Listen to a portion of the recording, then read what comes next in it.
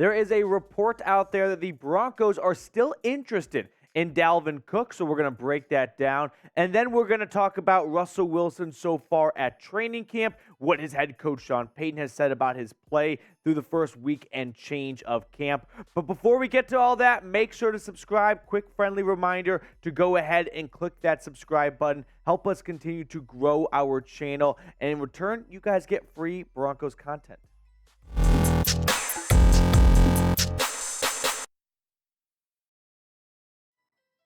Is Dalvin Cook a Bronco? Well, we're going to break it all down on today's show. Welcome into the Broncos Breakdown by Chat Sports.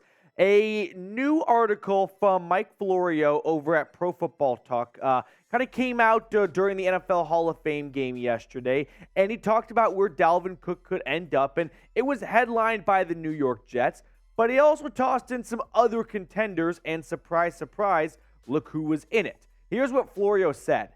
The Jets will have a bit of a break with their next preseason game coming at Carolina on Saturday, August 12th. It will give them a little more time to consider the situation and to implement a plan for getting something done.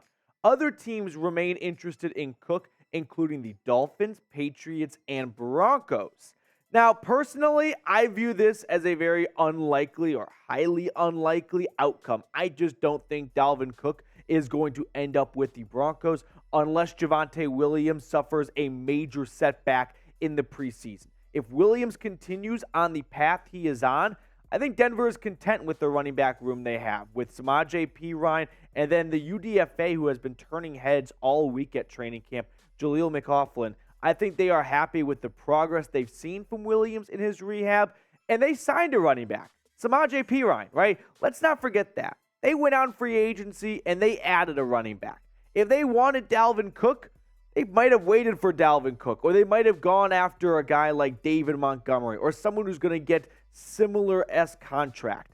To me, I think they didn't view running back in free agency as such a big priority in terms of spending, and that's why they went with the cheaper side of Samaje Perine and some UDFA and draft picks and whatnot, things like of that nature, but also really putting their eggs in the Javonte Williams basket. And so far, it's looking like a pretty good bet. I mean, Adam Schefter tweeted out a couple of days ago that Broncos head coach Sean Payton told reporters today that running back Javonte Williams is expected to play this preseason. Now, they're not exactly sure when in the preseason, whether that will be week 1 or week 2, but we can expect to see Williams in the preseason, barring a setback. But the question remains, should you add a guy like Dalvin Cook, right, who's coming off a fifth straight 1,000-plus yard rushing season, average 4.4 yards a carry and 8 touchdowns?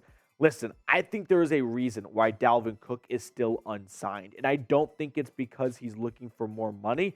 I think the NFL saw a slower version of Dalvin Cook, a guy whose carries average has decreased in the last 3 seasons, a player who led the league in rushes of 1 yard or less in 2022.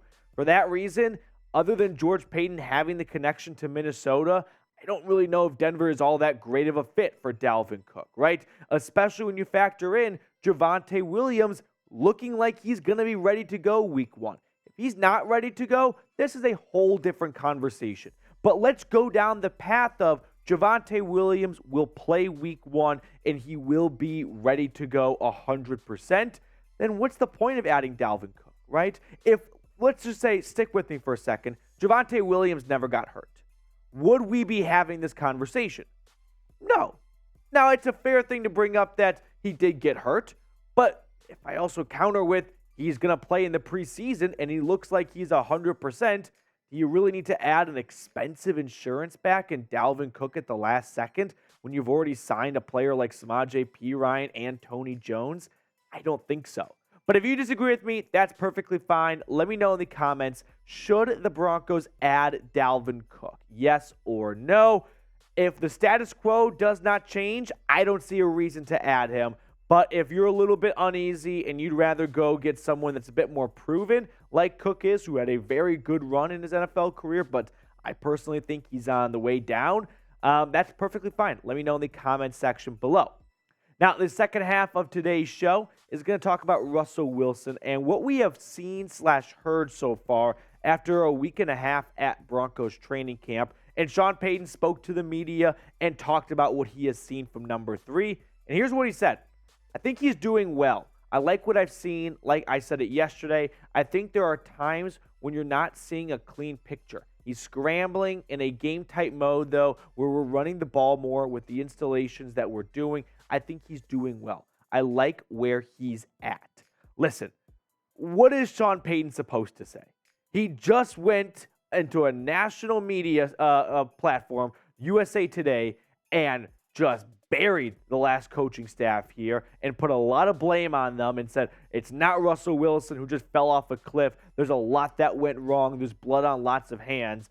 Of course, the next time he speaks to the media and he's asked, how is Russ doing? He's got to be upbeat about his quarterback. Otherwise, it looks like what he just said to the media 48 hours prior is a complete fabrication. Because if Russell Wilson continues to suck, well, then maybe it's not the previous coaching staff and maybe it's Russell Wilson. So I'm not surprised that Sean Payton is out here saying Russ is doing well. He's going to want to boost the quarterback's confidence. He also knows it's August 3rd, August 4th. What even is it? August 4th today? There's not a football game, an actual football game, for over a month. Even if things are off to a bit of a rocky start, they have a lot of time to correct things.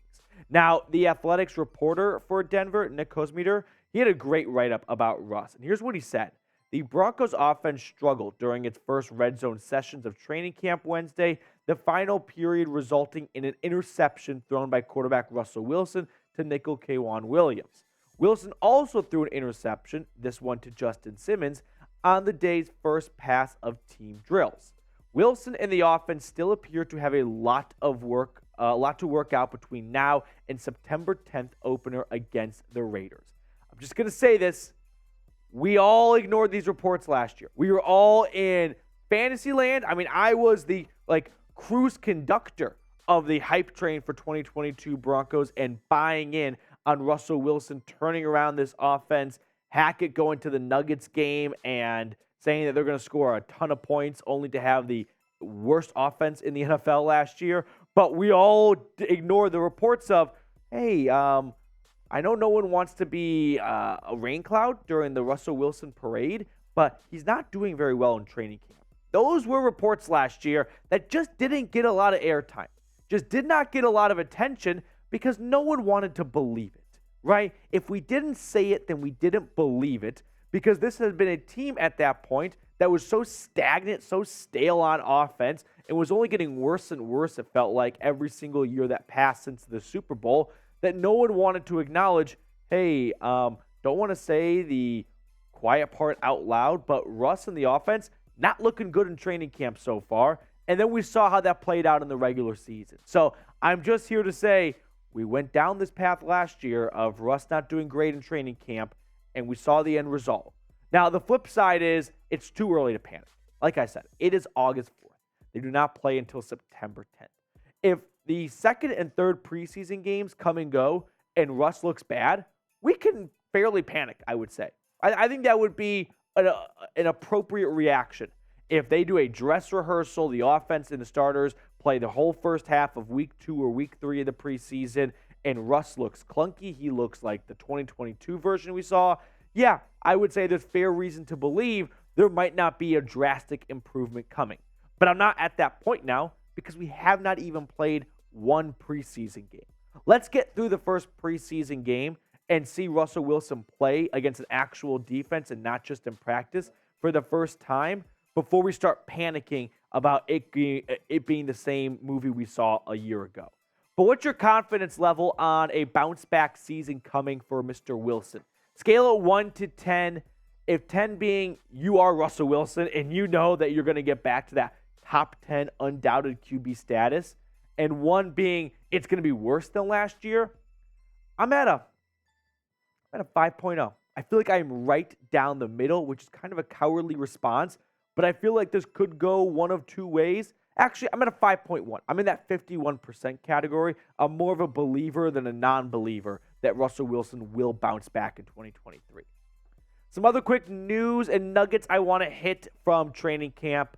Right guard Quinn Miners spoke to the media today, and they asked him about, hey, where's the belly, right? He was the guy that always had his belly sticking out during games and training camp, and he kind of put that to rest. He said, no more belly. Belly is done. It's Quinn Miners. So rest in peace to the belly. It was a great sight. Everyone enjoyed it. All-time nickname for an offensive lineman. He just has belly hanging out. It's exactly what you want from your offensive lineman, right? You want bellies. You want big bellies. You want sumo wrestlers. No more. So belly, rest in peace. Courtland Sutton has been spotted, of course, at training camp, making some good plays and looking more like his 2019 self. I remember when Sean Payton had his first mandatory minicamp and talked about how we want to get back to that 2019 album, I think he called it, from Courtland Sutton, and we have not seen that album. It's kind of been like Chance the Rapper, like had that one great album and then nothing ever since then. Hopefully Chance or Courtland drops a new album this year because he has been two different wide receivers in his career. Pre-ACL tear and post-ACL tear, right? Played him out about the same amount of games pre-tear and post-tear, and no question about it, he was better before the ACL tear. More touchdowns, more receiving yards, same amount of receptions more or less. So hopefully we can get back to that 1,000-yard receiver in 2019, and he can lead Broncos in receiving this year along with Jerry Jeudy and help carry this offense to a much better 15.5 points per game than it was in 2022. Now, before we get on to the rest of today's show, BetUS, our sportsbook partner, is back for another season here at Chat Sports. So if you're looking to enter the sportsbook game, well, go to chatsports.com/bet. Promo code Broncos125. When you enter in that promo code after going to that link, they give you a 125% deposit bonus. If you don't know what to bet on in the preseason, little free life advice. Bet the over. It makes preseason football sufferable because as excited as we all are to get the game back on and whatnot, it's still preseason football. And by the second half, you're likely on Netflix or you're on your phone scrolling Twitter. So you can actually stay engaged thanks to BetUS by betting the overs with me. Chatsports.com/bet. Promo code Broncos125. So we did have some football be played yesterday in Canton, Ohio, the NFL or Pro Football, Hall of Fame game. The Browns took down the Jets 21-16, and they kept panning over to a certain man on the Jets sideline, Nathaniel Hackett. He's got the goatee. I don't know if he's trying to just elude everyone and kind of put on a little fake disguise, maybe get him like the whole, fake nose and glasses thing to go along with it. But Nathaniel Hackett's offense, I know that he's the old head coach, and now you're talking about your ex. What a shame. 16 points. And he only averaged 15.5 last year. Is a lot changing? I don't know, Jim. But here's what Hackett did say when he was asked about what Sean Payton said about him last week. I've been involved in this business my whole life, 43 years, and as a coach's kid, we live in a glass house. We know that, and it's one of those things that there's a code. There's a way things are done in that house. This past week, it's frustrating and it sucks, but we're all susceptible to it. Week 5 cannot come soon enough. Is Hackett wrong for what he said there? No. Did Hackett make Broncos fans want to gouge their eyes out last year? Yeah. So you can understand why there's going to be a subset of the fan base that, sure, while Hackett seemed like a really cool dude, would love to get a beer with him. I don't think he'd want to get a beer with me anymore after some of the things I've said about him. But hey, when you're the head coach, the buck stops here. You are ultimately the fall guy. You are the most responsible for what happens on the field. And I can't wait. I can't wait for these Broncos Jets game week 5. It's the first week that games can be flexed into Sunday Night Football. I wish they would flex it. They're not going to. It's Cowboys 49ers on Sunday Night Football week 5. So you know the NFL is going to stick by that. And that's fair too. It should be a really good game. But for the drama, like for the NBA drama, it would be Broncos Jets Sunday Night Football. We've got Payton versus Hackett right now. And if Hackett does not score more than 15.5 points per game, he might get left on the tarmac. Now to wrap up the show, we've got some summer hot takes.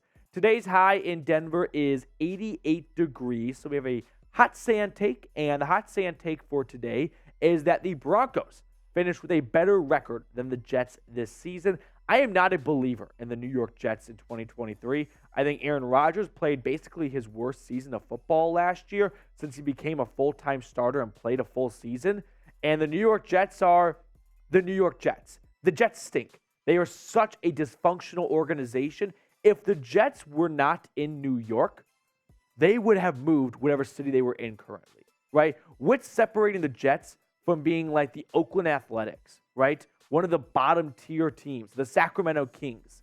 The only reason why the Jets are even somewhat relevant is because they play in New York. They are not far removed in terms of losses and lack of success since Joe Namath from being down there with organizations or franchises of the bottoms of all professional sports. They are single-handedly being carried by being in the New York market. Otherwise, whichever owner they had at the time would have moved them for sure for sucking so much. So that is my hot stand take. We're going to sign off. We'll see everyone later.